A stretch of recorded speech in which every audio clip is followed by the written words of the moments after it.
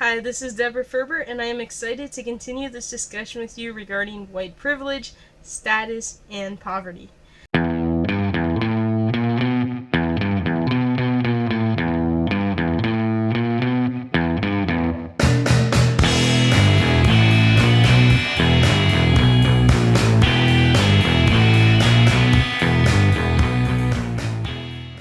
I want to start off by saying that I agree with Alan's comments.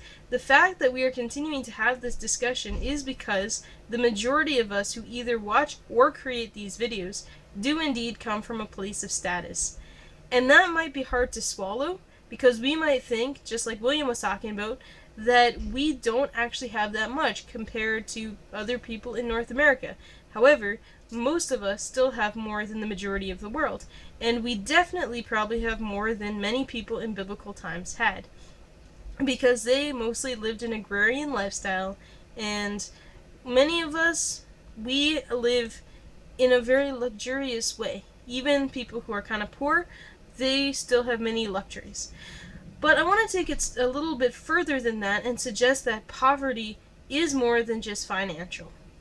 Because this is a constant topic that's always brought up, and we hear many people, including megachurch pastors, who talk about simply living and having lifestyles that don't infringe upon the rights of others. But even so, many people who preach about poverty are not actually living in a very poor manner.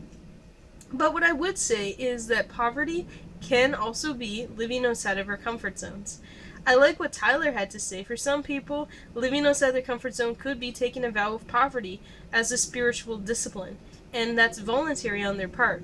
But for me, I never actually felt God calling me to live in a majority world country, and He might at some point, and I would be open to that.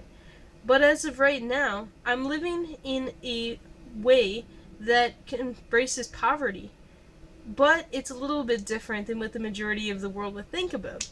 I live among a group of people who have developmental disabilities. I never had to give away all my worldly possessions, but every single day it takes a sacrifice on my part. I agree with Alan that having a lifestyle of poverty does not necessarily mean that God doesn't want us to have good things. I mean, I really love traveling. I don't necessarily want to give up my car. I enjoy eating. What should we do about this? But I think at the core of what it is trying to make smart and wise decisions. So it might not actually mean giving up your car, but consider, when are times that I could walk or take public transit or ride my bike instead of taking my car? We live in a country that majority of people here are overweight, and we waste so much food every year. So consider, do I actually need this extra hamburger? Do I need this extra hot dog? If we have leftover food, can we freeze it, or can we put it in the refrigerator to eat leftovers the next day? Or can we compost it so at least we're giving it back to the land? Just simple things like that, I think, would make us go a long way. So those are just my thoughts regarding poverty, and I'd be interested in hearing yours. Let me know what you think. Talk to you later.